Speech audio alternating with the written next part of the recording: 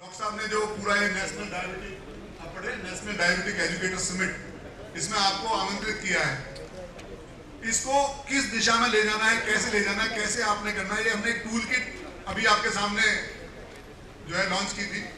आपका इसमें स्केल होगा। डॉक्टर साहब ये सारी चीजें आपको लेके चलेंगे साथ।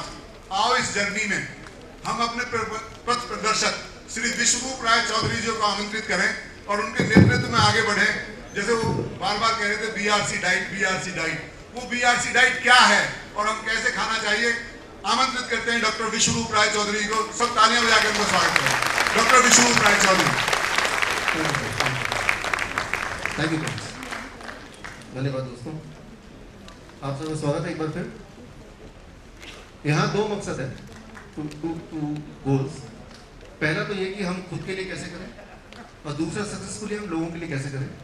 उसमें कैलकुलेशन कैसे होगा, दवाइयों के बारे में आपने ऑलरेडी सीख लिया और उसकी आगे की जर्नी अभी तय करते हैं। कुछ लोग प्रोफेशन अगर इसको बनाना चाहते हैं फुल टाइम तो वो कैसे कर सकते हैं, that's what we are going to discuss. Keeping in mind आप में से काफ़ी लोग डायबिटिक एजुकेटर ऑलरेडी हैं, कुछ लोग जो जिनके एग्जाम नहीं दिया लेकिन they have learned all the things. कुछ लोग ऐसे हैं जो डायबिटिक एजुकेटर तो नहीं है but they started curing people already, right. But you all have some knowledge at least. आप बिल्कुल रॉ जीरो से नहीं है, ये मैं अंडरस्टैंड करते हुए मैं इसको आगे बढ़ाता हूँ। इंसान और जानवर के बीच में सबसे बड़ा अंतर यह है कि इंसान अक्सर दवा खाना चाहता है और इंसान की ये जो सोच है कि मुझे दवा खाना है, इस सोच की वजह से जो हेल्थ केयर है ये एक व्यापार बन गया है, बल्कि बहुत बड़ा व्यापार। अक्सर लोग पूछते हैं कि डायबिटिक एजुकेटर की जरूरत है, यहाँ तो इतने बड़े बड़े हॉस्पिटल्स हैं, सुपर स्पेशलिटी हॉस्पिटल, सो इसीलिए शायद ज़रूरत है डायबिटिक एजुकेटर की। तो हॉस्पिटल और हेल्थ केयर के नाम पे जो बिजनेस है, उस बिजनेस को बिजनेस ना करके let it be health care only. That's why it is our responsibility. 1990 तक हेल्थ केयर फिर भी ठीक चल रहा था, घपला उसमें कम था या बहुत कम था, लेकिन 1990 से लेकर 2001 तक कुछ अजीबोगरीब चीज़ हुई, अनयूजुअल बातें हुई। उसको अगर हम अंडरस्टैंड कर लें तो आगे की जर्नी में क्या दिक्कतें आएंगी, उनका सोल्यूशन क्या है वो हमें समझ आ जाएगा। उसको समझाने के लिए 1990 और 2001 के बीच में कुछ अनयूजुअल चीज़ें हुई हैं जिसको समझे बिना हम आगे की जर्नी तय उतनी आसानी से नहीं कर सकते। उसको समझने के लिए 1990 से पहले वाले अगर मेडिकल बुक्स देखेंगे उसमें टोटल कोलेस्ट्रॉल की बात होती थी। टोटल कोलेस्ट्रॉल अगर 300 से ज़्यादा है तभी आपको कोलेस्ट्रॉल घटाने की जरूरत है। There was nothing called LDL, HDL, triglyceride, ऐसा कुछ नहीं। लेकिन उसके बाद 2001 की बात करें तो LDL भी आ गया, ये LDC LDL है, HDL भी है, ट्राइग्लिसराइड भी है। टोटल कोलेस्ट्रॉल 300 से घटा के उसको कर दिया 200। आज की बात करें तो 40 साल से ऊपर जो भी है कोलेस्ट्रॉल कुछ भी हो क्यों ना, फिर भी उसको स्टैटिन स्टार्ट करने की, that is a new guideline. ठीक उसी तरह ब्लड प्रेशर की बात करें, 1990 से पहले it was 160/100 as a normal. 160/100 से ऊपर किसी का ब्लड प्रेशर है तभी उसको दवा देना है, जबकि उसके बाद 2001 और अभी भी 120/80 हो गया। ठीक इसी तरह से अगर हम ब्लड शुगर की बात करें, 1990 से पहले वो कहीं 220 से लेकर 250 के बीच में था। यूरोप में वो 250 के बीच में था और एशिया में 220 के आसपास था। लेकिन आज की बात करें तो फास्टिंग जो कि 100 राइट 100 से ऊपर अगर फास्टिंग आता है तो उसको भी डायबिटीज बोल देते हैं। सो इससे क्या हुआ एग्जैक्टली 1990 में जो बड़े बड़े शहरों में मेट्रोज में जो लोग दवाई ले रहे थे, those were about 10%, 40 साल से ऊपर वाले about 10% people were patient। और ये चेंज की वजह से 2001 में करीब 87% of the population they became patient. 87% of the population, 10% से। सो उनकी ऐसा नहीं कि उनकी हेल्थ ज़्यादा खराब हो गई, लेकिन गाइडलाइन चेंज हो गए तो नंबर ऑफ पेशेंट वो ऑटोमेटिकली बढ़ गए। अच्छा, इसका नुकसान क्या है, ये करता क्या है? इसके लिए आपके किट में एक प्राइमर दिया हुआ, निकालिए।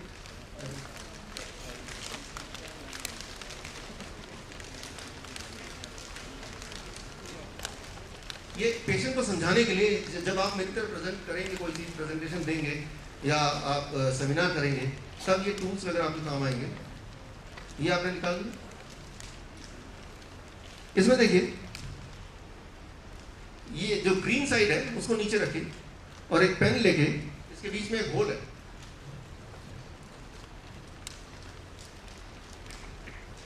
ऐसे कर लीजिए।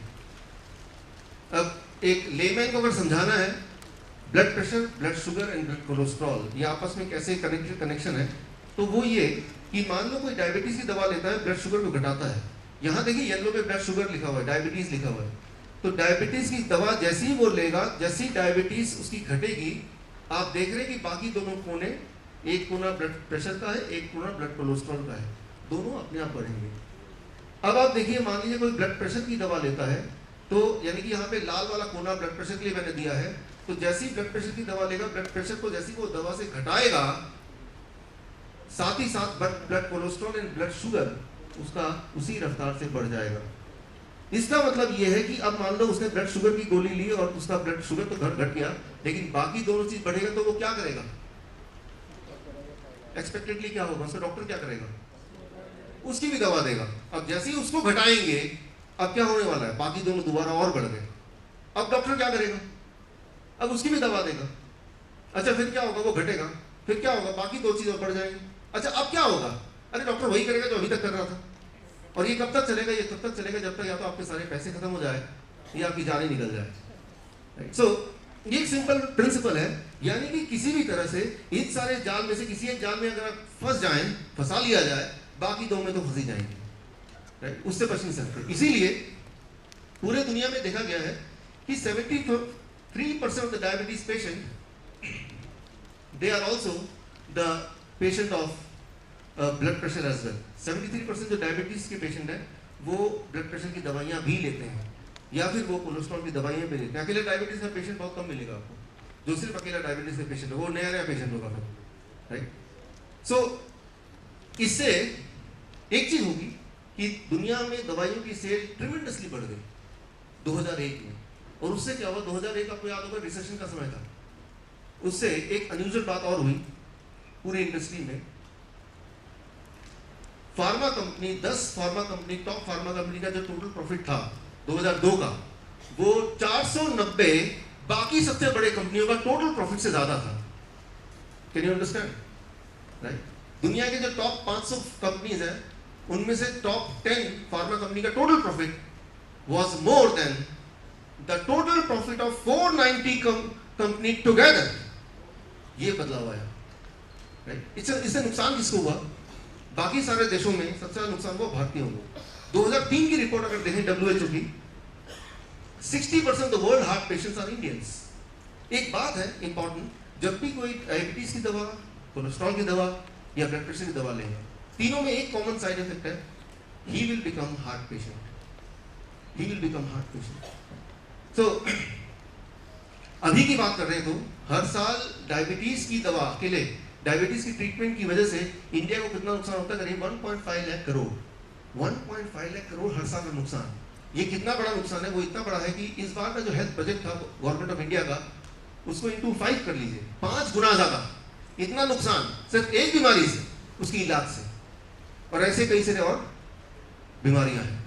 तो ये इतना बड़ा इंडस्ट्री है, इतना बड़ा पावर है, इतना सारा पैसा है कि उसको, उस इंडस्ट्री को जिंदा रखना, ताकि वो पावर बनी रहे, कोई कुछ भी कर सकता है, राइट?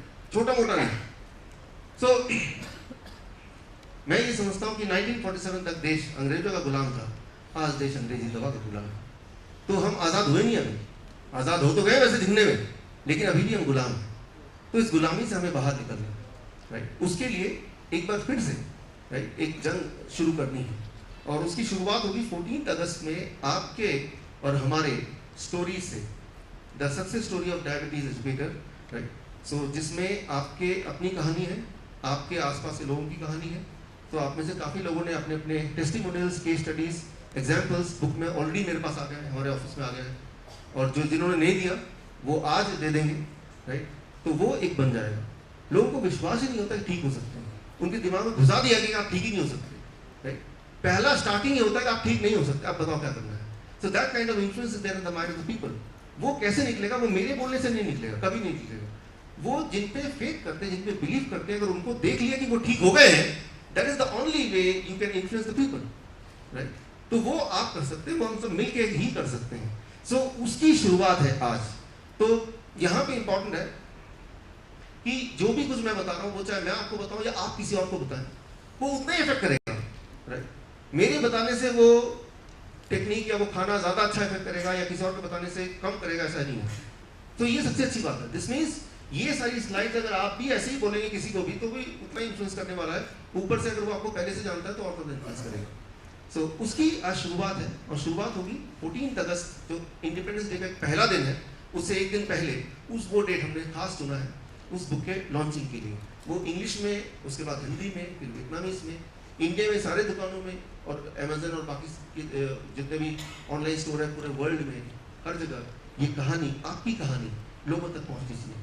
अखबार नहीं छापेगा, टीवी नहीं छापेगा, लेकिन आज भी सोशल मीडिया है, राइट। आज भी कुछ और तरीके हैं कि लोगों तक आपकी कहानी पहुँचनी चाहिए। अभी आपने ब्रेक से पहले कहानी देखा, सोमनाथ जी की कहानी देखी।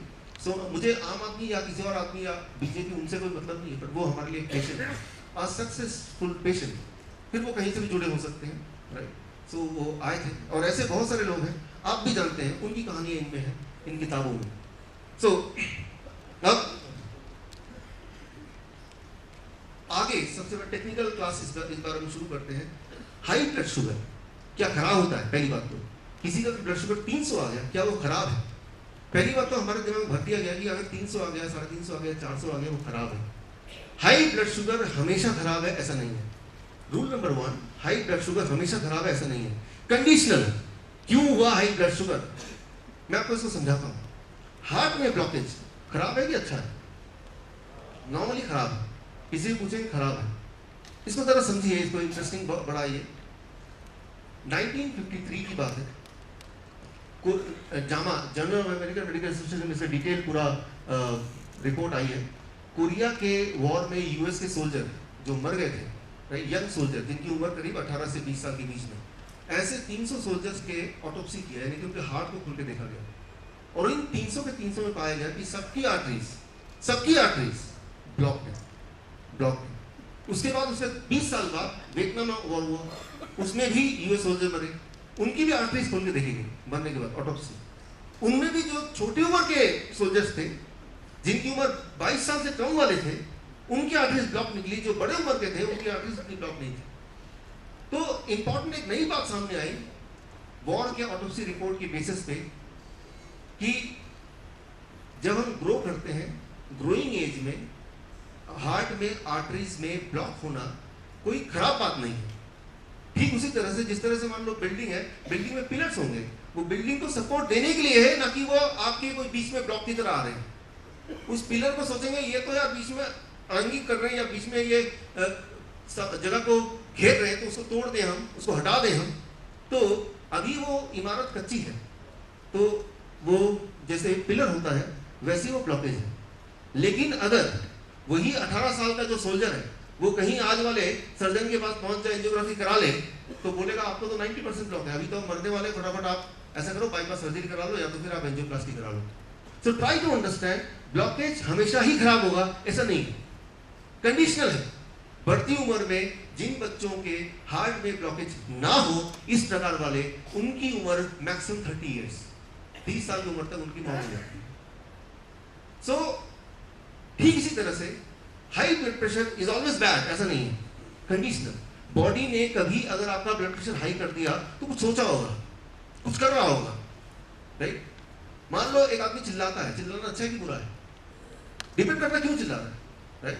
अगर आप बोलते चिल्लाना बुरा है, हो सकता है कि आग लगी तो चिल्ला रहा है वो, right. Shouting may not be always bad, it depends वो चिल्ला क्यों रहा है, right. Similarly high blood sugar may not be bad depending on why it is happening. कभी अगर एक आध बार हो गया तो बॉडी का वो प्रोटेक्टिव मैकेनिज्म उसी तरह से है जिस तरह से ब्लॉकेज अगर बच्चों में जो देखे जाते हैं वो, राइट। सो लेकिन अगर हाई ब्लड शुगर लंबे समय तक रहता है, महीनों महीनों रहता है, लगातार रहता है, तो वो आपके बॉडी के ऑर्गन को लंबे समय में नुकसान पहुंचा सकता है। कितना नुकसान पहुंचा सकता है? अगर किसी का ब्लड शुगर 350-400 रहता है और ऐसे 10 साल तक रहता है, तो उसके हार्ट अटैक होने के चांसेस, हार्ट अटैक से मरने के चांसेस 22% है, 22%। लेकिन किसी का अगर ब्लड शुगर बिल्कुल नॉर्मल रहता है, जिसे आप नॉर्मल मानते हैं, तो उसका भी हार्ट अटैक से मरने के चांसेस 20% है। तो कितना परसेंट फर्क हुआ? 2%। वो सारा खेल सारा वो 2% का बस, वो सारी जो दवाइयाँ इंडस्ट्री चल रही है वो 2% को बचाने के चक्कर में चल रही है, राइट?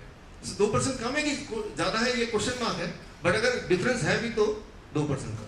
तो मैं ये नहीं बोल रहा कि high blood sugar is a good thing, but I am just saying कि हाई ब्लड शुगर को इतना ज़्यादा विलेन बनाने की आवश्यकता पहली बात तो नहीं है, राइट? सो यहाँ पे एक सिंपल बात ये है जो देखा गया है मेडिकल हिस्ट्री में, जिन लोगों का ब्लड शुगर नॉर्मली हाई रहता है, अधिकतर हाई रहता है, हमेशा ही हाई रहता है, उनके बीमार होने के चांसेस बाकी नॉर्मल वाले ब्लड शुगर वाले से थोड़ा ज़्यादा रहता है। That is what is called diabetes. Diabetes कोई अपने आप में बीमारी नहीं है, वो एक कंडीशन ऑफ द बॉडी है। कुछ लोगों की बॉडी ने तय किया कि मैं तो इसकी बॉडी का ब्लड शुगर हमेशा 350 ही रखूंगा, right? So that is the decision the body has taken, और वो लंबे समय तक है। तो ऐसे लोगों की मौत थोड़ी जल्दी होती है, ऐसे लोग थोड़े जल्दी बीमार होते हैं, ऐसे लोगों को हार्ट फेलियर जल्दी होता है, किडनी फेलियर जल्दी होता है। लेकिन इसका मतलब ये नहीं कि जिनकी ब्लड शुगर नॉर्मल रहता है उनका हार्ट फेलियर नहीं होगा, किडनी फेलियर नहीं होगा, रेटिनोपैथी नहीं, उनका भी होगा, 2% कम होगा। सो वो 2% का खेल है, that is what we have to understand, make people understand. वो 2% भी हमें सेव करना है, right? We have to protect the person from that 2% as well, right? So अब यहाँ पे एक बात आती है, सबसे इंपॉर्टेंट बात, नॉर्मल ब्लड शुगर मतलब लेस बीमारी और हाई ब्लड शुगर मतलब हाई बीमारी। हाई ब्लड शुगर, कितने ब्लड शुगर को हाई ब्लड शुगर माने, ये एक बहुत इंपॉर्टेंट क्वेश्चन है, बल्कि सबसे इंपॉर्टेंट क्वेश्चन है। कितने ब्लड शुगर को माने कि वो हाई ब्लड शुगर है? ये कौन डिसाइड करेगा, कैसे डिसाइड करेगा? जब ये पहली बार डिसाइड हुआ तो क्या किया गया उसको समझते हैं हम। 1979 में पहली बार सोचा गया कि कितने ब्लड शुगर को हम हाई माने, तो उसको कैसे डिसाइड करते हैं मेडिकल की दुनिया में। तो उसमें पीमा इंडियन, जहाँ पे सबसे ज़्यादा डायबिटीज है या जब सबसे ज़्यादा हाई लोगों की शुगर रहती है, पीमा इंडियन ऐसे 1213 लोगों को इकट्ठे किए। मान लो यहाँ 1213 लोग हैं, या मान लो यहाँ 500 लोग हैं, और सबके ब्लड शुगर नापे गए, राइट? समझ आ रही? उसमें से करीब 20% लोगों के 100 के आसपास निकला, करीब 30% लोगों के करीब मान लो 125 के आसपास निकला। ऐसे ग्रुपिंग कर दिया, जैसे इसमें हिस्टोग्राम ऐसे एक ऐसा बन गया। कितने, मान लो करीब 20% लोग हैं जिनके 400 से ऊपर भी है, ठीक है? ऐसे करके एक हिस्टोग्राम बना दी, जो कि हम इस ग्रुप का भी बना सकते हैं इजीली। अब ये जितने भी पॉइंट्स हैं, ये जो बीच का पॉइंट है, यहाँ बीच का पॉइंट है, ये बीच का पॉइंट है, ये बीच का पॉइंट है, इनको आपस में कनेक्ट कर दिया तो एक पहाड़ सा बन गया। और कनेक्ट करने के बाद इसका एक बीच का पॉइंट बन गया, मतलब जो इस पहाड़ को इस पहाड़ से कनेक्ट करते हैं, इसे कहते हैं बाई मोडालिटी पॉइंट, राइट? ये जो पॉइंट है, अब यहाँ की ये देखा गया कि इसमें जो इस तरफ वाले पहाड़ है, इसमें 77 लोगों की आंखें खराब हो गई, और इस तरफ वाला पहाड़ जो है, इसमें एक को भी कोई वो की आंखें खराब नहीं हुई, रेटिनोपैथी। तो ये मान लिया गया वो जो पहाड़ का, दोनों पहाड़ का मीटिंग पॉइंट है, वो हम रखेंगे ब्लड शुगर का थ्रेशोल्ड, मतलब इससे ज्यादा होगा तो उसको डायबिटीज माना जाएगा। क्लियर होगी बात? लेकिन वो कितना रखा फिर कि 200 या 200 से ऊपर अगर होगा तो डायबिटीज माना जाएगा। लेकिन आप इसको गौर से देखिए, ये सीधा मैंने मेडिकल जर्नल से लिया है, क्या ये पॉइंट जो है दोनों को आपस में मिलता हुआ 200 पे है? ये करीब 250 के आसपास है, देख रहे हैं आप? तो 200 को अप्रोक्सीमेट ले लिया, उसको पत्थर की लकीर नहीं बनाना है। लेकिन मेडिकल जर्नल में अगर देखेंगे तो 200 नहीं था वो, राइट? वो कैसे 200 सकता है? 201, 119 ऐसे क्यों नहीं है? वो एक्जैक्टली 200 ही क्यों है?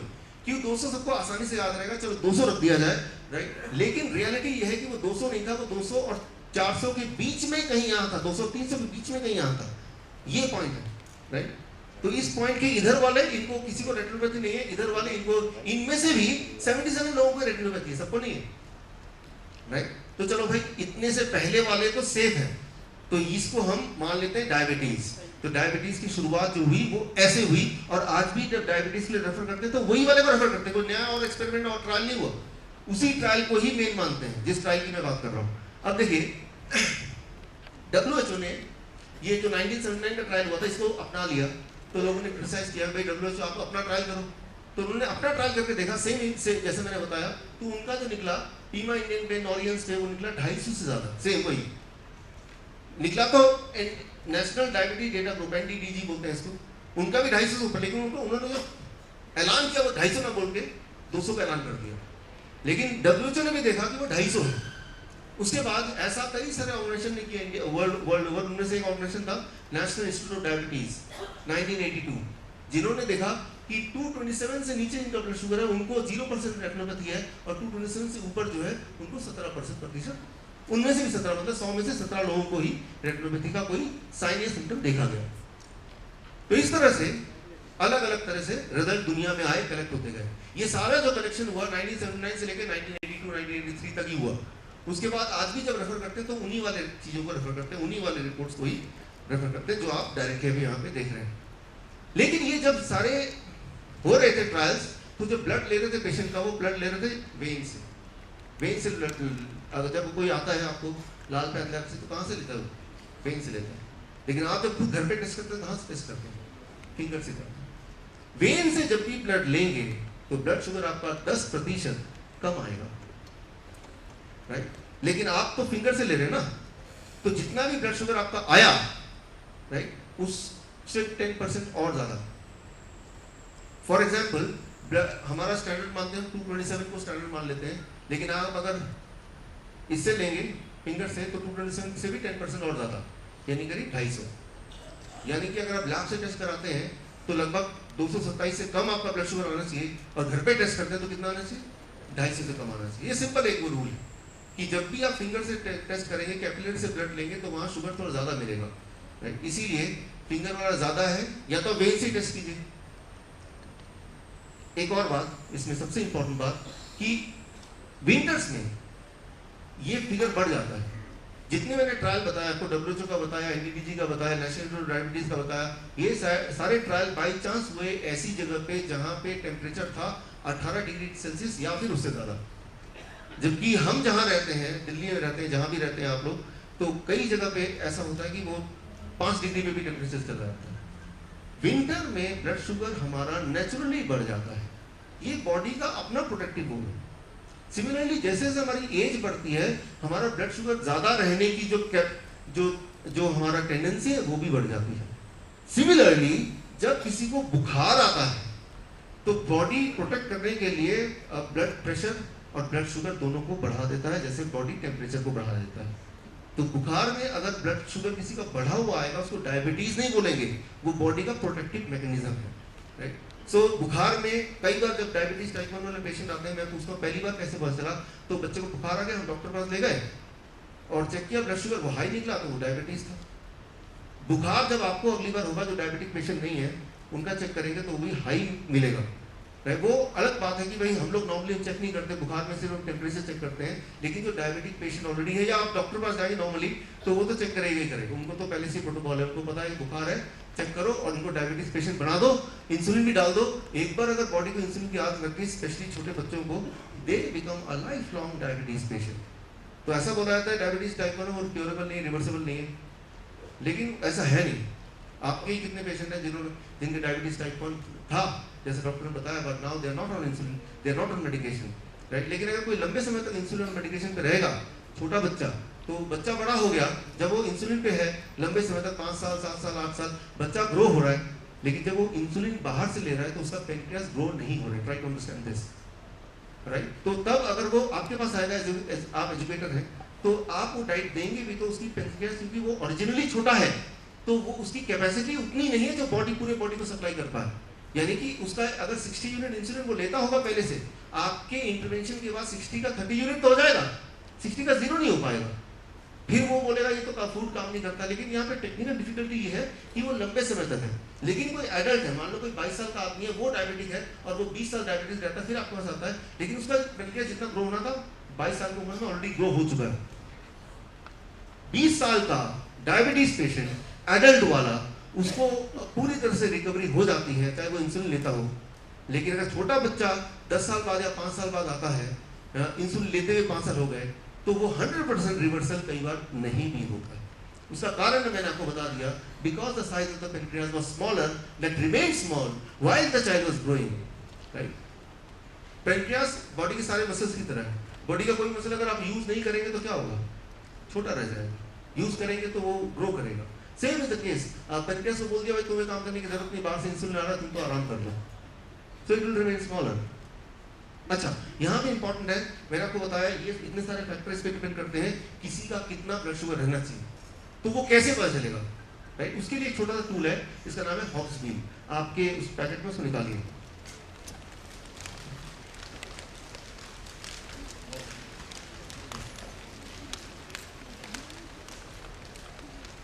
ओके, ये आपका पहला टूल है। इस टूल की मदद से आप पहली चीज, किसी का कितना ब्लड शुगर होना चाहिए उसके एज के अकॉर्डिंग और मौसम के अकॉर्डिंग कई सारे फैक्टर पे आप वो डिसाइड कर सकते हैं, उसको बता सकते हैं। कैसे? स्टेप 1, ये सबके हाथ में आ गए, everybody is having it, okay. इसमें देखिए, इसमें एक ऑरेंज कलर का, यहां पे आप देख रहे हैं एक छोटा सा एरो बना हुआ है, ठीक है, ऑरेंज कलर का एक ट्रायंगल सा बना हुआ है, मिल गया? कोई ऐसा जिसको नहीं मिला? मिल गया, राइट? Very simple. आपको क्या करना है, सबसे पहले पेशेंट को पूछना, what is your age? Let's say मैं आपका पेशेंट बताता हूं, my age is 43 years, right? तो आपको क्या करना है, उस ऑरेंज ट्रायंगल को सबसे बाहर जो रेड कलर का हमारा मीटर है या गोला है, उसमें 43 पे उस ऑरेंज कलर को ले जाना है घुमाते हुए। 43 जहां पे 40 तो लिखा है, उसके बाद 41, 42, 43 ले जा पा रहे? सिंपल, उसको मैच करना है एज से। बाहर, सबसे बाहर वाला जो गोला है लाल कलर वाला, वो एज का गोला है, उम्र का। तो ऑरेंज वाले वो ट्रायंगल को एज से मैच करना, एज के ऊपर ले जाना घुमा के। इस पार्ट में किसी को कोई दिक्कत? क्लियर है ना? अब जैसे ही आपने इसको घुमाया, 43 पे रखा, उसके बाद स्टेप 2, बीच में देखिए एक काले रंग का छोटा ट्रायंगल बना हुआ है, पॉइंटर बना हुआ है, देखिए देखिए वो पॉइंटर। उस पॉइंटर में देखिए कौन सा नंबर दिख रहा है, लाल वाले बड़े सर्कल में लिखा हुआ 245। यानी कि मेरा जो ब्लड शुगर है पोस्ट प्रेंडल वो 245 से नीचे होना चाहिए मेरी उम्र के मुताबिक, और ये मानते हुए कि ये गर्मी का सीजन है तब, ये नॉर्मल वेदर है तब। फॉर मी, मेरा blood sugar should be less than 245। 2 घंटे पेट भर के खाया, 2 घंटे बाद मैंने टेस्ट किया, और टेस्ट करने के बाद मेरी जो रीडिंग आई वो 245 से कम है। I am not a diabetes patient. इतना क्लियर हो? अब मान लीजिए सर्दियों में मैं आपके पास जाता हूँ एज ए पेशेंट, आप पूछते हैं भाई आपका एज कितना है, मैं बोलूँगा 43 ईयर्स। पर सर्दी मतलब जब टेम्परेचर हो 10 डिग्री से कम, तो टेम्परेचर कितना है मुझसे पूछने की जरूरत नहीं, वो तो आपको खुद ही पता है। तो विंटर में आपको ऑरेंज वाला ट्रायंगल को फॉलो नहीं करना है। आप देखिए ब्लैक वाले ट्रायंगल के सामने एक और ट्रायंगल है, देखिए लाल ट्रायंगल, ये ट्रायंगल है फॉर विंटर। अब इस लाल ट्रायंगल को घुमा के 43 के ऊपर ले आएंगे, जैसे आपने ऑरेंज ट्रायंगल घुमा के लाए थे।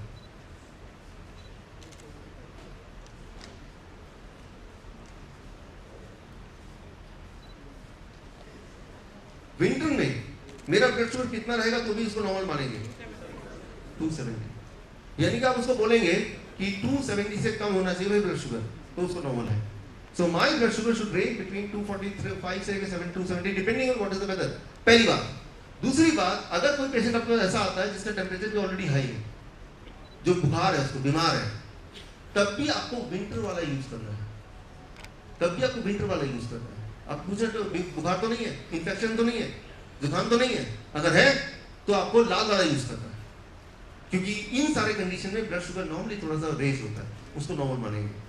तो पूरे दुनिया के हर इंसान के हर एज ग्रुप के लिए कोई एक ब्लड शुगर स्टैंडर्ड वो कुछ हजम भी नहीं होती। जैसे हम सबके जूते के साइज अलग है, हर एक को अगर सेम ही जूता पहनाने लगे तो कुछ लोगों को फिट आ भी जाएगा, लेकिन अक्सर लोगों को हर्ट करेगा, वो जख्म करेगा।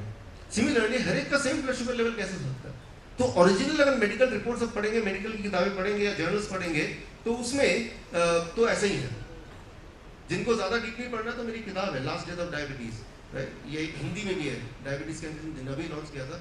इसमें इसका सारे जहां से मैंने ये सारी रिपोर्ट ली है वो डिटेल में है। जिनको और गहराई में जाना वो ये किताब after this you can by that. अब हम आगे चलते हैं इसमें।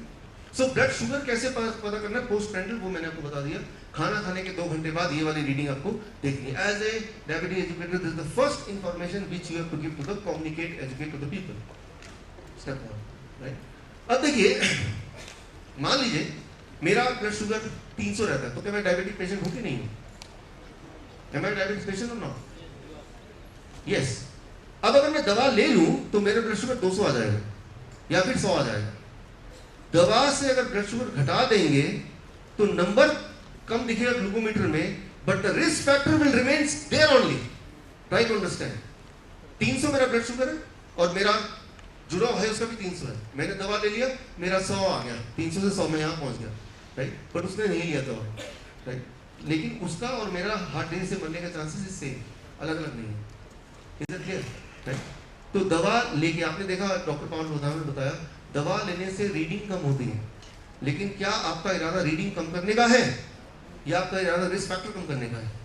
सो दवा कभी भी रिस्क फैक्टर कम नहीं करती। इसके बारे में और डिटेल के लिए then the book is there, या फिर अब यहाँ देखिए इस तरह का मेटा एनालिसिस हुआ, मेटा एनालिसिस मतलब highest level of medical trial, उसमें करीब 9,500 लोगों को मेटफॉर्मिन लगा गया और करीब 3,500 लोगों को प्लेसिबो मतलब नकली दवा नहीं है, यूं ही दे दिया, कुछ बोल दिया आप दवा खा रहे हैं। तो इसमें देखा गया कि जिन लोगों को दवा पे रखा गया उनका ब्लड शुगर तो कम हो गया, लेकिन उनका risk factor amputation, heart failure, cardiovascular disease, mortality rate वो बढ़ गया। तो दवा ले रहे हैं, नंबर घटा रहे हैं, लेकिन हमारा रिस्क फैक्टर सेम ही रहा, उल्टा और बढ़ गया, राइट। और ये सिर्फ एक दवा के लिए नहीं है, ये कई सारी जितनी मेडिकल जो दवाइयाँ आती हैं डायबिटीज़ के लिए, वो आपने अभी नाम सुना सकते, ग्लिटाजोन हो या ग्लाइकोडाइड हो, उन सब की रिपोर्ट ये कहती है। रिपोर्ट अगर आपको जानना है तो एडॉप्ट ट्रायल है 2006, नेट में मिल जाएगा, अगर आप नेट में नहीं जाना चाहते तो मेरे बुक में मिल जाएगा, राइट। सो यहाँ तक ये कंक्लूजन पहुँचा एज एजुकेटर कि medicine can reduce the number but medicine increases the risk factor. Medicine आपके सेहत को खराब करेगा नंबर को घटा के, राइट। तो चॉइस क्या हमारी वो हमें समझाना होगा। क्या ये बातें दवा बनाने वाली कंपनी को पता थी? जिस दिन दवा बन के आती है, पहली बार लॉन्च होती है, उस दिन ही पता होती है उनको कि दवा नंबर घटाएगा लेकिन रिस्क फैक्टर बढ़ाएगा, राइट। मैं आपको केस स्टडी बताता हूँ। दुनिया का सबसे ज्यादा बिकने वाली दवा रोज़ाग्लिटाज़ोन 1999 में लॉन्च हुई, तभी उनको पता था जीएसके को, ग्लैक्सोस्मिथक्लाइन को, कि ये दवा नुकसान पहुंचाती है, बहुत ज्यादा हार्ट फेलियर को बढ़ा देती है, लेकिन उन्होंने लॉन्च कर दिया क्योंकि वो ब्लड शुगर को घटाती है, और डॉक्टर ने बोला ब्लड शुगर घटना चाहिए और कुछ नहीं बोला। लेकिन डॉक्टर जॉन बूस, ये एडीए के तब हेड थे, उनको ये पता था, तो उन्होंने आवाज उठाई तो उनको चुप करा दिया, धमका के। उसके बाद 2003 में WHO में बहुत सारी रिपोर्ट आने लगी कि लोग जो वो रोज़ाग्लिटाज़ोन ले रहे थे उनके हार्ट फेलियर ज़्यादा बढ़ते जा रहे थे। फाइनली ये हुआ, टू कट शॉर्ट, 2010 में रोज़ाग्लिटाज़ोन को बैन कर दिया गया, लेकिन और 2012 में कोर्ट ने $3 बिलियन का उन पर जुर्माना किया। लेकिन इंटरेस्टिंग बात है, तब तक उन्होंने $30 बिलियन ऑलरेडी कमा लिया था, तो वो तो पहले थे आके $30 बिलियन में से $3 बिलियन देना कोई बड़ी बात नहीं है। $3 बिलियन कितना होता है? अगेन अभी का जो इस साल का हमारा नेशनल बजट है, हेल्थ बजट, उसका डबल कर लो, दैट इज $3 बिलियन, राइट। सो ये कोई एक दवा की कहानी नहीं बोल रहा हूँ, किसी भी दवा की बात करें, एक और दवा पायग्लिटाज़ोन की बात करें, उसकी भी कहानी कुछ ऐसा ही है। अब देखिए, ये दवा जब लॉन्च हुई, सेम टाइम पे लॉन्च हुआ और कई सारे देशों में इमीडिएटली बैन हो गया, जर्मन में, फ्रांस में, यूके में, इंडिया में बैन हुआ 2013 में 18 जून को, लेकिन 2013 में ही 31 जुलाई को वो बैन को दोबारा हटा दिया गया। वो फार्मास्यूटिकल कंपनी का इतना प्रेशर हुआ इंडियन गवर्नमेंट पे, तो बैन वो गायब हो गया, हट गया। तो मैं ये बोलना चाह रहा हूँ यहाँ पे कि now the role of diabetes educator comes in play, कि आपको ये सब रिपोर्ट लोगों तक पहुँचानी है, उनको एजुकेट करना है कि अगर बैन हट गया, इसका मतलब ये नहीं कि उनके ये दवा की जो रिस्क है वो कम हो गया। ये दवा जो भी लेते हैं उनको ब्लैडर कैंसर की शिकायत होती है, ब्लैडर कैंसर की। इंडिया में इस वक्त 20 लाख लोग ये दवा ले रहे हैं right now, which is ban in many countries, right. So here an educator can play an important role. So ये हमें पता है कि डायबिटीज की दवा लेके लंबे समय तक अगर आप रहेंगे, कोई भी रहेगा, तो उसमें रिस्क फैक्टर है। 20% लोग आखिरी जिंदगी में ब्लाइंड हो जाते हैं, 20 से 50% लोग किडनी फेलियर होता है, 19% लोग एम्पुटेशन होता है। तो ये सारी बातें कॉमन है, इसीलिए it is not a good idea to remain diabetic patient और to be on the drugs for longer time, right. कोई बोलता नहीं काम तो चल रहा है, चलने दो, राइट। काम चल नहीं रहा है, कोई बोलता मुझे तो कोई फर्क नहीं पड़ा, पहले 10 साल 15 साल फर्क नहीं पड़ेगा, फिर अचानक से ये सिम्टम दिखाई देने लगते हैं, राइट। जैसे ब्लाइंडनेस के सिम्टम दिखाई देने लगते हैं, किडनी फेलियर के सिम्टम दिखाई देने लगते हैं, दो थिंग्स कम सडनली, राइट। और वो अक्सर डायबिटीज की वजह से, ज्यादा डायबिटीज के जो दवाइयों के साइड इफेक्ट है उससे। ये क्विकली आप समझ लें कैसे। दो लोग हैं, दोनों का 300 रहता है, और एक दवा लेता है और वो ब्लड शुगर कम करता है, दूसरा दवा नहीं लेता, तो 300 के आसपास ही उसका ब्लड शुगर रहता है। जो दवा लेता है तो जैसे ही वो कम होता है फिर बढ़ता है, अगले दिन फिर दवा ले लेता है, फिर कम होता है। तो ये जो कोना आप देख रहे हैं, इस कोने को कहते हैं मेडिकल टर्म में स्पाइक्स। ये जो स्पाइक्स है ये कांटे की तरह है, ये जो ब्लड वेसल्स है उसको खोखला कर देती है, उसको छेद कर देती है, उसको खराब कर देती है, उसको इन्फ्लेमेशन डाल देती है, और इसकी वजह से ब्लड शुगर के साथ साथ वो ब्लड प्रेशर का पेशेंट बन जाता है, राइट। सो इम्पॉर्टेंट क्या है, ब्लड शुगर कम होना, लेकिन दवा से जब भी कम करेंगे तो झटके से कम होगा, बढ़ेगा, दैट इज कॉल्ड स्पाइक बनेंगे, एंड स्पाइक्स कांटे की तरह है जो आपके ब्लड वेसल में चुभते हैं, right. So that is how it is important कि blood pressure, blood sugar high है तो वो खराब है, लेकिन हाई है और दवा लेके कम कर रहे हैं तो और खराब है, राइट। तो एक बात तो ये है कि कोई भी इंसान ब्लड शुगर की दवा तो लेनी ही नहीं चाहिए, ब्लड शुगर कितना भी ज्यादा क्यों ना हो, right. That is one thing very clear, blood sugar ज्यादा होना ठीक नहीं है, दवा से कम करना, that means they are inviting the spikes, और ये spikes are more damaging than the diabetes itself. Diabetes के जितने नुकसान है उससे ज्यादा नुकसान है उन स्पाइक्स के, राइट। सो कंक्लूजन ये है, reducing blood sugar with the medicine increases the risk of heart failure and death। ये क्लियर हो गया। ये सारी बातें शुरू कहाँ से हुई, मैंने आपको बताया ये 200 का फंडा ये 1979 में शुरू हुआ, फिर ADA, right, American diabetic association, इन्होंने बोला कि भाई ये सारा कुछ हम काम धाम संभालेंगे। ये मुखौटा है उन 10 कंपनियों का जिनके बारे में उन्होंने बताया, राइट, दोज 10 टॉप 10 कंपनी जिनका combined profit is more than the combined profit of 490 companies, उनका मुखौटा है। तो उन्होंने 1997 में 126 कर दिया, फिर 2003 में उनको 100 कर दिया कि फास्टिंग को भी ले आए। और आज की बात करें, आज अगर आप डॉक्टर के पास जाते हैं तो अगर पोस्ट पेंड्रिल 140 से ऊपर है तो भी आप डायबिटिक हैं, अगर सुबह का फास्टिंग 100 से ऊपर है तो भी आप डायबिटिक हैं। और एक और चीज़ आ गई HbA1c, ये बड़ा ही कंफ्यूजिंग है। ये कंफ्यूजिंग है इसलिए ये और ज़्यादा लोगों को भ्रमित करके लोगों को ये एहसास दिलाता है या उसको प्रूव कर देता है you are a diabetes patient. अब इतने सारे जाल हैं, इन जाल में से किसी न किसी में तो कोई भी फंस जाएगा। तो सही मायने में डायबिटीज पेशेंट वही नहीं है जिसने कभी ब्लड शुगर टेस्ट नहीं कराया, राइट। जो भी ब्लड शुगर टेस्ट कराएगा, HbA1c कराएगा, पोस्ट पेंड्रिल टेस्ट कराएगा, और कराइए, कौन ऐसा निकलेगा जो सारा कुछ इससे नीचे होगा। इससे नीचे करना प्रैक्टिकली पॉसिबल तब है जब आप एक्चुअली दवा लेंगे या इंसुलिन लेंगे। नॉर्मली नॉर्मल लोगों की, 40 साल के ऊपर वाले लोगों की, एक हेल्दी इंसान की ब्लड शुगर या ये रेंज नॉर्मली नहीं आ सकती, एबनॉर्मल होके आ सकती है, right. That means the whole of population itself is diabetic patient according to 88-2010 report, right? So ये सारी जो आई हैं, आपको लग रहा होगा ये आया कहाँ से, इसके पीछे बहुत सारे ट्रायल होंगे, बहुत सारे एक्सपेरिमेंट होंगे, ऐसा कुछ लग रहा है। ये 100 फास्टिंग होना चाहिए, ये सारा चीज, but reality is something else. ये सारा आया कहाँ से, ये पूछा गया अमेरिकन डायबिटिक एसोसिएशन से कि ये सारे फिगर मिले कहाँ से, हम क्यों मान लें। तो उनका जवाब, उनके अपने मैगजीन में, उनके अपने जर्नल में उनका जवाब आया कि हमें नहीं पता कहाँ से आया है, हमें ऐसा लगा, उनका जस्टिफिकेशन था, हमें ऐसा लगा कि अगर ऐसा नंबर दे दिया जाए तो सब कुछ ठीक ही रहेगा। और कहा कब तक लगेगा, कहा देखते हैं क्या होता है। तो ये रिपोर्ट, राइट, ये lowering the cut point for impaired fasting glucose, what is the evidence, what is the logic, ये जिनको एज एजुकेटर अगर आपको ये रिपोर्ट चाहिए तो I can send you that, या फिर आप बुक में मेरे पढ़ सकते हैं या मैं आपको लिंक दे सकता हूँ।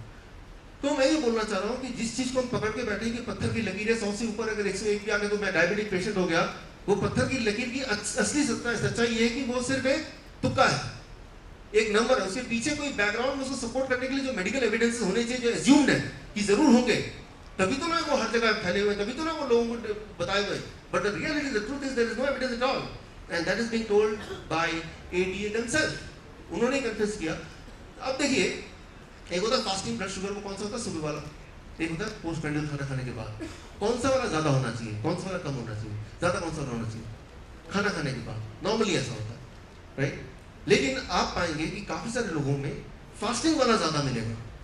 रात को खाना खाया और 1 घंटे बाद 2 घंटे बाद ब्लड शुगर चेक किया तो आया करीब 180, और सुबह उठ के चेक किया आया 200। तो मुझे पूछते हैं एजुकेटर, आपको पूछेंगे कि रात भर में मैंने कुछ खाया नहीं, शुगर तो घटना चाहिए ना, उल्टा बढ़ कैसे गया। एक तो आंसर ये कि हो सकता है आपने सपने में कुछ या नींद में आपने कुछ खा लिया हो, but the reality is, try to understand, सुबह वाला बढ़ा हुआ आना इज नॉर्मल। कैसे, मैं क्विकली समझाता हूँ। सुबह पूरी रात भर नहीं खाया, आपके ब्रेन को पता आपने खाया नहीं, आपके ब्रेन को ये पता सुबह जब उठेंगे आपके बॉडी को बहुत काम करना है। सुबह उठने से पहले आपका ब्रेन आपको लिवर को बोलता है कि भाई ये उठेगा और खाना तो खाएगा नहीं, काम करने लगेगा, तो लिवर के अंदर ऑलरेडी स्टोर्ड ग्लूकोज होता ही है। तो लीवर आपके ब्लड सर्कुलेशन में थोड़ा शुगर छोड़ देता है ताकि उसको यूज करके आप ताकतवर फील करें, और जब तक आप ब्रेकफास्ट नहीं कर रहे तब तक उस शुगर से अपना काम चलाए। तो लिवर आपके फेवर में आपकी मदद करने के लिए शुगर बढ़ा दिया, उसी को आप बीमारी बोल रहे हैं। Try to understand this. पूरे दुनिया में 55% लोगों का सुबह वाला ज्यादा होता है और पोस्ट प्रेंटल कम होता है, राइट? तो ये जो एक मिथ है कि सुबह वाला कम होना चाहिए और रात वाला ज्यादा होना चाहिए, इसको भी आपको ब्रेक करना है, टू ब्रेक दिस, राइट? सुबह वाला ज्यादा भी हो सकता है, कम भी हो सकता है। सुबह वाला मिसलीडिंग होता है। कई लोगों के ब्रेन कोऑपरेटिव नहीं है, लिवर कोऑपरेटिव नहीं है। कई लोगों का ब्रेन कोऑपरेटिव है, लिवर कोऑपरेटिव है, राइट? सो वेदर और नॉट आपको जो करेक्ट डायग्नोसिस है उसके लिए HbA1c को नहीं देखना, उसके लिए फास्टिंग नहीं देखना, सिर्फ खाना खाने के 2 घंटे बाद अब बॉडी का स्टेटस क्या है, दैट इज ट्रू। और वो कितना ब्लड शुगर होना चाहिए उसके लिए you to see this. So अब करना क्या होगा, what we have to do? Diabetic तो हम लोग हैं, जो पेशेंट की बात कर रहा हूँ, करना क्या है? आपको करना वही है जो सिरेजेवो के वॉर में हुआ था 1992 में। 1992 से 96 के बीच में क्या हुआ कि जब ये वॉर हुआ तो वहाँ के रेजिडेंट को खाना पीना बंद करा दिया गया। उनके खाना पीना बंद हो गया, उनका दूध बंद हो गया, उनका मीट बंद हो गया, उनका जो सप्लाई है शुगर का, सॉल्ट का बंद हो गया, बिस्किट बंद हो गया, सारा उनका बंद हो गया। उनको अपने घर पे गार्डन बनाना पड़ा, उनके घर पे उनको वेजिटेबल उगाने पड़े, उसको खा के वो 4 साल रहे। एक बदलाव आया, पूरे शहर में डायबिटीज पेशेंट खत्म हो गए। मेडिकल जर्नल रिपोर्टेड है, और ये कोई पहली बार नहीं हुआ, इससे पहले भी वर्ल्ड वॉर 2 में, वर्ल्ड वॉर 1 में द सेम थिंग हैपेंड कि उस शहर में, डेनमार्क में, नॉर्वे में सप्लाई ऑफ द फूड, दूध बंद कर दिया, मीट बंद कर दिया, लड़ाई के चक्कर में बिस्किट्स वगैरह सारे पैक फूड की सप्लाई बंद हो गई, और फिर वहाँ के रेजिडेंट को वहाँ जो अपने गार्डन में उगा सकते हैं उस पर ही जीना पड़ा, पत्ते खा के, फल खा के, सब्जी खा के, लोकल जो मिलता है। एज एन रिजल्ट मेडिकल जो रिकॉर्ड्स कहते हैं इन दोनों देशों में डायबिटीज खत्म हो गया, फिनिश। अनदर एग्जांपल, ये एक जगह है अंडमान निकोबार में, यहाँ पे जारावास लोग रहते हैं। जारावास मतलब आदि मानव, आज से 50,000 साल पहले जो रहते थे उसी तरह का एक ट्राइब रहता है। तो वहाँ जाने का मुझे मौका मिला, इस जनवरी में गया था, तुषार भी गए थे हमारे साथ, तुषार है। सो वहाँ के लोग ऐसे दिखते हैं आदि मानव की तरह। तो वहाँ एक डॉक्टर, इंडियन गवर्नमेंट की तरफ से रिक्रूटेड डॉक्टर, उनका नाम है RC कर, 20 साल से उनके बीच में रहते हैं, उनकी भाषा सीख ली उन्होंने। मैंने उनसे पूछा कि यहाँ कोई डायबिटीज पेशेंट है? कहा यहाँ कभी कोई डायबिटीज नहीं देखा, हाई ब्लड प्रेशर नहीं दिखा, हार्ट डिजीज नहीं दिखा, हार्ट अटैक नहीं दिखा, कैंसर नहीं दिखा। मैंने कहा इनका डाइट क्या है? वो सिर्फ फल और सब्जी खाते हैं, क्योंकि उनको गाय पालना नहीं आता तो दूध पी नहीं सकते, उनको कुकिंग नहीं आता, आग बनाना नहीं आता, वो बिल्कुल वो कपड़े भी नहीं पहनते। वो इंडियंस हैं लेकिन वो आदि मानव है, 50,000 साल पहले जैसे आदि मानव हुआ करते थे वैसे। There is no diabetes right now, अभी की बात कर रहा हूँ मैं। तो ठीक इसी तरह से पूरी दुनिया में 7 ऐसे सिविलाइजेशन है जहाँ पे कोई डायबिटीज नहीं, कोई हार्ट डिजीज नहीं, कोई कैंसर नहीं है। ये आपके सामने है, आज की तारीख में 100 साल जीते। तो वो सब क्या करते हैं, अगर वो हम करेंगे तो कुछ समय के अंदर डायबिटीज गायब, हार्ट डिजीज गायब, कैंसर गायब। तो क्या करना है अगले 3-4 मिनट में मैं वो बताने वाला हूँ। फॉर दैट ये आपके हाथ में, ठीक है। How to calculate the amount of food? अपने पेशेंट के लिए कैसे कैलकुलेट करेंगे कितना खाना आपको खाना है, जिससे वो खाना दवा की तरह काम करेगा and he will be cured of the disease. That food will work as a medicine. तो इसमें स्टेप 1, पहला स्टेप, मान लीजिए मैं पेशेंट हूं आपका, तो क्या करेंगे, आपको हाइट लेना है सेंटीमीटर में याद रखिए, और वेस्ट लेना नाभि से पूरा सर्कल बना के सेंटीमीटर में, इन दोनों को मल्टीप्लाई करेंगे। मल्टीप्लाई करके आएगा एक फिगर, इसको राउंड फिगर कर लीजिए, 13,840। राउंड फिगर क्या होगा? 14,000 लगभग। हाँ, क्लियर है ये बात? फर्स्ट है 14,000। अब देखिए इसमें जो ऑरेंज वाला स्केल है जो ब्लिंक कर रहा है उसको देखिए, उसमें 14,000 ढूंढिए ऊपर की तरफ, दिख गया राइट?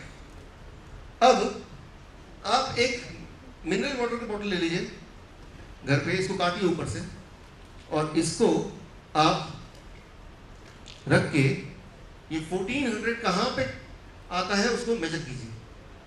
इसको अगर जमीन पे रखें तो 1400 कहीं यहाँ पे आएगा, क्लियर है ये बात? उसको आप टिक वहां पे निशान लगा दीजिए।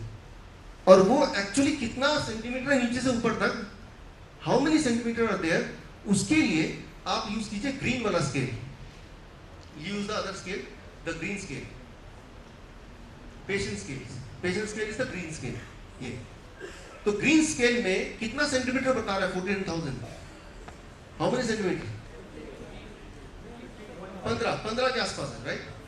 तो उस पेशेंट को बोलना है कि आपकी मेजरमेंट है 15 सेंटीमीटर नीचे से बॉटल, 1 लीटर वाला बॉटल के यहां तक जब फ्रूट्स पूरी तरह भर जाए, तो जितने फ्रूट्स होंगे वो आपका 12 बजे से पहले का डोज है, दवा है। खाना नहीं है वो, खाना तो उसके अलावा कुछ भी खा सकते हैं, रोटी खाना है उसको, चावल खाना है, कुछ भी खाना है, बट वो खाने के बाद फ्रूट्स, अगर उससे पेट भर गया तो उतना ही है, राइट? लेकिन वो कैसे, उसके लिए इंपॉर्टेंट है साइज। ये जो साइज देख रहे हैं आप, देख रहे हैं, इस साइज के, इसके अंदर से वो फ्रूट चला जाना चाहिए। इतने छोटे काटने पड़ेंगे और उसके बाद वो ठीक से हट जाए, उसके लिए इसको टैप करना 5-25 बार, तो जितने फल आ जाएंगे उतनी आपकी क्वांटिटी है। रोज नहीं काटने छोटे टुकड़ों में। एक दिन आपको अंदाजा लग गया कि इतने केले, इतने आम, इतने चीकू या इतने अंगूर मैं काटूंगा और ऐसे काटूंगा तो इतना, तब जाके वो बनता है। तो अगले दिन तो उसको काटने की जरूरत नहीं, अंदाजा आ गया, फिर तो उतने अंदाजे से वो खा लेगा। ज्यादातर पेशेंट जो ठीक नहीं होते या उनको दिक्कत आती है वो तब जब वो कम खाते हैं, डोज नहीं लेते। लेकिन पेट नहीं भरा तो आप कुछ और भी खा सकते हैं या इसको और बढ़ा सकते हैं। ये दवा है, मैं ये डाइट नहीं बोल रहा। इतना dose will work as a medicine to keep the sugar level under control. ये तो हो गया ब्रेकफास्ट में। अब लंच में क्या करना है? The same rule. लंच में 4 तरह के फ्रूट की जगह आ जाएगा 4 तरह के रॉ वेजिटेबल। प्री लंच में बोलता हूँ, लंच से पहले 4 तरह के कोई भी कच्चे सब्जी ले ले जो कच्चा आप खा सकते हैं। खीरा है, ककड़ी है, मूली है, गाजर है, टमाटर है, शिमला मिर्च है, मटर है, जो भी आप खाना चाहते हैं उसके साइज काट लीजिए छोटे छोटे, उसको फिर इसमें डालिए और देखिए कितना सेंटीमीटर था मेरे केस में, 15 हो गया। और मुझे आइडिया हो गया कि मैं इतने शिमला मिर्च, इतने गाजर, इतने मूली काटूंगा तो वो 15 होता है। अगले दिन से मुझे काटने की जरूरत नहीं, अंदाजे से हो जाएगा। उतना मैं लंच से पहले खा लूंगा। अब अगर जगह है तो रोटी चावल सब्जी जो खाना खा लूंगा। डिनर में भी यही करना है। अगर ऐसा किया with this quantity, so from that day, first day, second day के अंदर या थर्ड डे के अंदर अंदर इंसुलिन है, दवा है, उसको या तो ड्रास्टिकली कम करना पड़ेगा या पूरी तरह छोड़ना पड़ेगा। छोड़ना है कि नहीं, उसके लिए कितना ब्लड शुगर तक आना चाहिए वो आपने पहले ही रीडिंग दे दी उनको, राइट? सो मैं ये बोलना चाह रहा हूँ यहाँ पे रिपीटेडली कि क्या खाना है वो इंपॉर्टेंट है, लेकिन कितना खाना है, व्हाट इज द डोजेस, वो उससे ज्यादा इंपॉर्टेंट है। कई बार पेशेंट आएंगे बोलेंगे आपने जो बताया था मैं तो वही खा रहा हूँ, बट इंपॉर्टेंट ये कि कितना खा रहे हैं आप, राइट? तो fruits in the breakfast till 12 o'clock, lunch and dinner में 4 टाइम रॉ वेजिटेबल, जिसमें लंच एंड डिनर में दोबारा 15 सेंटीमीटर तक आपको लेना है, राइट? अगर कोई मोटा आदमी मिलता है, ओबीस मिलता है, डायबिटीज टाइप 1 मिलता है, राइट, तो उसको क्या करना है, उसका एक और स्केल यूज करना है, दैट इज रेड स्केल। लाल वाला स्केल भी उसको यूज करना है जो ज्यादा बड़ा पेशेंट है, जो ठीक नहीं हो रहा, लाल पेशेंट। अब देखिए लाल में देखिए मेरी गिनती कितनी थी? 14,000। लाल में 14,000 देखी, तो उतना अमाउंट 14,000 लाल का जो है उतना अमाउंट दोबारा से टिक कर दीजिए उसके लिए। इतना 14,000 इतना हो जाएगा ना लाल में, रेड कलर में। इतना उसको रेसिपी लेना है लंच और डिनर में, गार्डन ग्रीन डिलाइट। वो क्या होता है मैं आपको समझा रहा हूं। तो मतलब बाकी जो मैंने बताया वो तो खाना ही है, साथ में लंच एंड डिनर में ये डोज और ज्यादा लेना है। गार्डन ग्रीन डिलाइट वो सिंपल है, कोई भी 4 तरह के पत्ते जो खा सके, जैसे पान का पत्ता, मूली का पत्ता, सलाद पत्ता, पालक का पत्ता, पुदीना, तुलसी का पत्ता, राइट, सो धनिया का पत्ता, इनमें से जो 4 तरह के पत्ते आपको मिल जाए, हरे पत्ते, उनको काटें उस छोटे साइज में और इसके अंदर डालें। और कहां तक? 14,000 of red. 14,000 of red green में कितने में कन्वर्ट हो जाता है सेंटीमीटर्स में? अबाउट 10। और लेकिन वो खुले यू टू टैप इट, ताकि वो बिल्कुल ठूस के भर जाए, राइट? तो ऐसा अगर वो लंच और डिनर में साथ में ऐड कर लेगा तो उसको जो इंसुलिन लेने की जरूरत पड़ रही थी 2-4 यूनिट या 10-15 यूनिट, वो भी पहले दिन से दूसरे दिन से खत्म हो जाएगा। लेकिन ये बाद में दे सकते हैं, जो बोलेगा कि मेरा पूरी तरह खत्म नहीं हुआ तो उसको बाद में बोल सकते हैं, क्योंकि तब तक उसको आदत पड़ चुकी होगी फ्रूट एंड वेजिटेबल की ऑलरेडी। पहले दिन देंगे तो हो सकता है इतना सारा कुछ देके वो डर जाए, घबरा जाए, वो कुछ भी ना करे, राइट? सो अगर ऐसा कोई किसी को देंगे तो क्या होने वाला है, what do you expect? Within the first 72 hours his diabetes is gone, sugar level is gone, right? Within the first week high blood pressure, high cholesterol, intestinal disorder. यहाँ पे कुछ पेशेंट आए थे intestinal disorder के लिए, भी कुछ back stage में मिले थे, बोल रहे थे 15 साल से मुझे सफ़र कर रहा हूँ, चाहे 15 साल से या उससे भी ज़्यादा से, एक हफ्ता करेंगे तो इंटेस्टाइनल डिसऑर्डर मतलब किसी को अगर इन्फ्लेमेशन है, किसी को अल्सर है, किसी को घाव है, किसी को पेट दर्द रहता है, किसी को पेट साफ नहीं होता, कॉन्स्टिपेशन होता है, 1 वीक। अगर ओबीज है, कोई मोटा है बहुत, तो 1 महीने में 10% वेट रिडक्शन की एक्सपेक्टेशन हो सकती है उसको, 10%। अगर वो 100 kg का तो 1 महीने में कितना हो जाएगा? 90। फिर अगले 1 महीने में दोबारा 9 kg कम, अगले 1 महीने में 8 kg कम, यानी कि 3 महीने करेगा तो उसका स्टेबल वेट आ जाएगा। एक बार स्टेबल वेट आने के बाद then he will be on the normal weight, फिर और नहीं घटेगा। लेकिन ये उनके लिए होगा जो ज़्यादा मोटे हैं। ओके, अब यहाँ से जब घर जाएंगे तो आपको क्या करना है? Step 1, try it according to, try it on yourself first.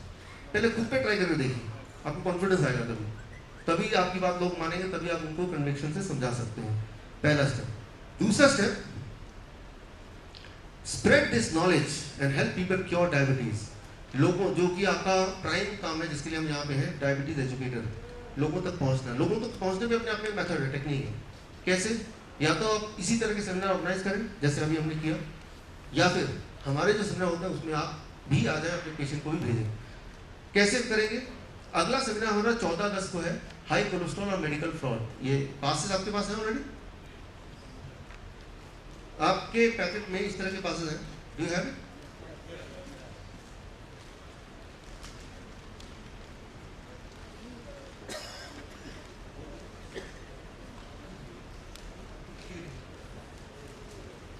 तो ये पासेस हैं, ये आप में इसमें एड्रेस वगैरह है, तो इसमें 10-10 हैं। आप अपने 10 पेशेंट को दे सकते हो उसे लाने के लिए।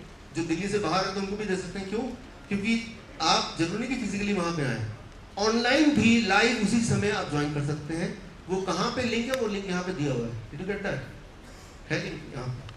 तो जो जहाँ पे है घर बैठ के भी वो लाइव देख सकता है। और इस दिन आपकी जो किताब है डायबिटीज एजुकेटर सक्सेस स्टोरी, इसका विमोचन भी है, लॉन्च भी है।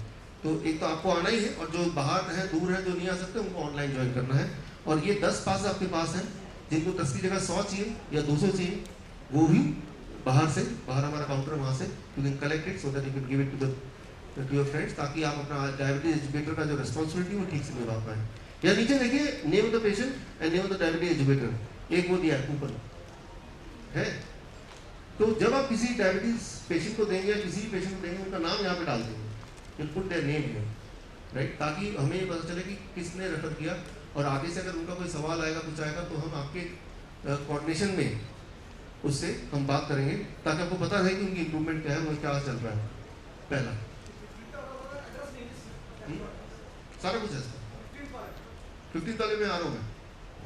15 वाला क्या है? 15 तारीख को आपको अपने अपने शहर में वही करना है जो मैं करता हूँ। आपको स्टेप 1, ये वाले पासेस आपके पास है, एक सैंपल है इसका, लेकिन इसका 50 सैंपल, अगर 100 जितने पासेस चाहिए वो बाहर से ले सकते हैं। और आप अभी घर जाके 100 लोगों के नाम लिखे जो डायबिटिक पेशेंट है, और इसमें वेन्यू, अपना घर का एड्रेस या जो भी आप वेन्यू करना चाहते हैं, और अपना नाम डाल के आप डिस्ट्रीब्यूट कर सकते हैं। और उस दिन आप मेरी तरह प्रेजेंट कर सकते हैं, because you are a diabetes educator, right. यही तो हमारा प्राइम काम है, राइट। उस वक्त क्या क्या तैयारी करनी है वो मैं बता दूं। पहले पीपीटी होनी चाहिए आपके पास, प्रेजेंटेशन होना, जैसे ये है। तो वो जो प्रेजेंटेशन है जो आपके पास होना चाहिए, वो प्रेजेंटेशन मैं आपको दे दूंगा, I will give that presentation. Second, practice. कैसे प्रैक्टिस करना है? जो लोग 15 तारीख को करना चाहते हैं, वो प्रैक्टिस भी मैं आपको कैसे करना है बता दूंगा, राइट। आपकी प्रैक्टिस करा दूंगा मैं ईमेल पे, राइट। Third, profile. जब आप कहीं पे भी जाएंगे तो वो बोलेंगे कि भाई आप कौन है, क्या आप डॉक्टर हैं, तो आपको प्रोफाइल भी थोड़ा इनहांस करना है। प्रोफाइल में सिर्फ इतना ही नहीं है कि भाई diabetic educator, that is one certificate, आपको कुछ ऐसा जो इंटरनेशनली भी रिकॉग्नाइज्ड है, ऐसा सर्टिफिकेट चाहिए। उसके लिए I suggest you, Harvard medical school का एक सर्टिफिकेट है, lifestyle medicine, nutrition and metabolic syndrome, करीब $25 यानी ₹1500 में ये सर्टिफिकेट मिलता है। इसका एक ऑनलाइन छोटा सा एग्जाम होता है, वो एग्जाम के क्वेश्चन पेपर आंसर शीट मैं आपको पहले ही दे दूंगा, ताकि आपको ज़्यादा मेहनत ना करनी पड़े, राइट। एक्चुअली वो लोगों को दिखाने के लिए है आपको सब कुछ पता है, क्योंकि जो वो सिखाएंगे वो तो उल्टा ही सिखाएंगे ना, राइट? तो वो सीखना ही क्यों है, लेकिन एग्जाम क्योंकि लोगों को दिखाने के लिए चाहिए, राइट? सो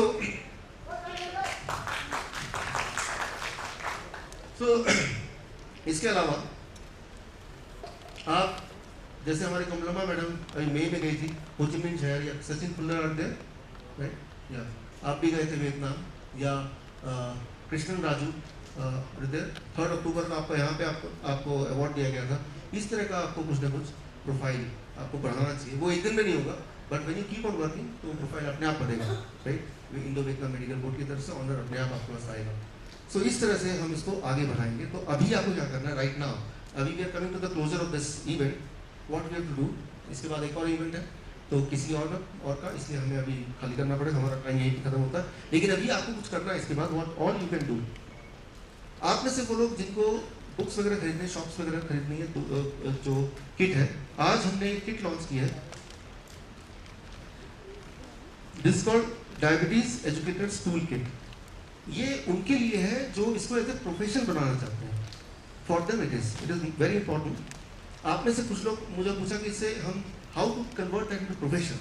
सोशली तो हम कर रहे हैं, लेकिन प्रोफेशनली करें तो कैसे करें ताकि इससे थोड़ी आमदनी भी बढ़े। सो उसके लिए क्या करना है, this kit, right? This kit you can buy from outside. ये आपको 300 रुपये मिलेगा। इसके अंदर सारे टूल्स हैं, राइट? और इसके अंदर ये प्रिस्क्रिप्शन फॉर्म है इंडो वियतनाम मेडिकल बोर्ड के, राइट? और इसकी एक ट्रेनिंग है 2 घंटे की, जो ऑनलाइन ट्रेनिंग है। वो ट्रेनिंग थ्रू वीडियो आपको मिलेगा। जब आप ये ले लेंगे देन आपका ईमेल आईडी हमारे पास आ जाएगा, तो विल गिव द ट्रेनिंग। उस ट्रेनिंग के बेसिस पे आप इसकी मदद से you can start your OPD, right? Out patient department. मतलब 200 रुपये फीस लेके आप ये प्रिस्क्रिप्शन दे सकते हैं। और उसके बाद अगर पेशेंट कुछ सवाल पूछेगा, बिकॉज जो पेशेंट आएगा वो किडनी का भी होगा, हार्ट का भी होगा, कई सारे और भी पेशेंट तो दवाई लेता होगा, उसके लिए ये प्रिस्क्रिप्शन पे एक नंबर है। हर एक प्रिस्क्रिप्शन अपने आप में यूनिक है। The prescription is unique. उसके ऊपर IBM भी नंबर है। ये जो नंबर है, इस नंबर से हम उस पेशेंट को अपने डेटा बैंक में रजिस्टर करेंगे, और हमारा जो सेंट्रल मेडिकल टीम है, वो मेडिकल टीम आपके उस पेशेंट को के मेडिकल डॉक्यूमेंट्स को रिव्यू करेगी और उस एक्सपर्ट एडवाइस थ्रू ईमेल, उसके ईमेल पे, और एक CC आपके ईमेल पे जाएगा। यानी कि जो आपका वाला जो पेशेंट है, उसमें बाकी जो सपोर्ट सिस्टम है वो Indo Vietnam medical board team की जो मेन टीम करेगी। आपको सिर्फ ये डाइट देना है, और बाकी के लिए इसके अंदर ऑलरेडी ईमेल आईडी लिखा है, सारा चीज़ लिखा है, रूल्स लिखे हैं, वो हमसे जुड़ जाएगा, राइट? सो क्योंकि वो कॉम्प्लिकेटेड चीज़ है, कोई हार्ट का है, कोई कैंसर का है, सारा जवाब दे नहीं सकते, ना ही देने की जरूरत। आपको सिर्फ डाइट लिखिए। डाइट कैसे लिखना, उसके लिए आपकी 2 घंटे की ट्रेनिंग है, प्लस वो टूल है हॉब्स व्हील, उसकी मदद से आप वो डाइट ले सकते हैं। लेकिन ये वही कर सकता है जो डायबिटीज एजुकेटर है। जो डायबिटीज एजुकेटर नहीं है, they can become a diabetes educator. उसके लिए बाहर स्टॉल है, वहाँ पे आप पूछ सकते हैं। ये one last thing here before we close, ये जो किताब है, इस किताब में आप में से कुछ लोगों के नाम ऑलरेडी आ गए हैं, बिकॉज वो या तो टेस्टिमोनियल खुद है या आप डायबिटीज एजुकेटर हैं। और जिनके नाम नहीं है वो कैसे आ सकता है, वो या तो आप डायबिटीज एजुकेटर हैं तो ही आ सकता है, नहीं है तो आप एजुकेटर बन जाइए तो आ जाएगा। आज एनरोलमेंट हो रहा है तो एनरोल कर लीजिए।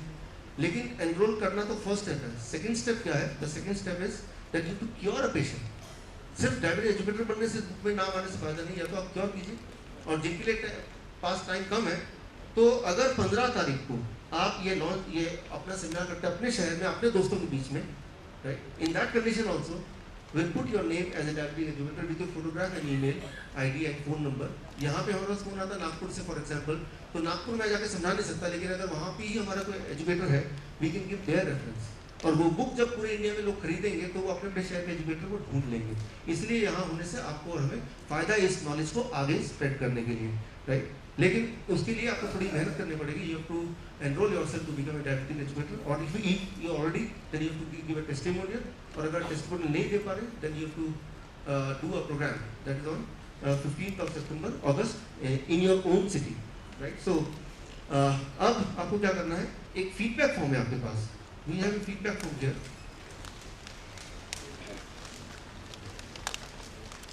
ये डायबिटीज एजुकेटर के अलग है और नॉन डायबिटीज एजुकेटर के अलग है। सो जो डायबिटीज एजुकेटर और ये जो भी फीडबैक फॉर्म है, ये फीडबैक फॉर्म भरेंगे आप। भरने के बाद बाहर आप लंच काउंटर पे इसको सबमिट करेंगे। जब से इसको सबमिट करेंगे तो इसके एक्सचेंज में यूल गेट लंच वहाँ पे आपको आपका अरेंज है, राइट? तो ये सबमिट करना आपके लिए बड़ा ज़रूरी है, इसलिए हमने इसको लंच से जोड़ दिया है, right? Sorry for that. While enjoying your lunch, and with that we come to the end of today's Diabetes Education Summit. All the best. I'm going to meet you on the lunch.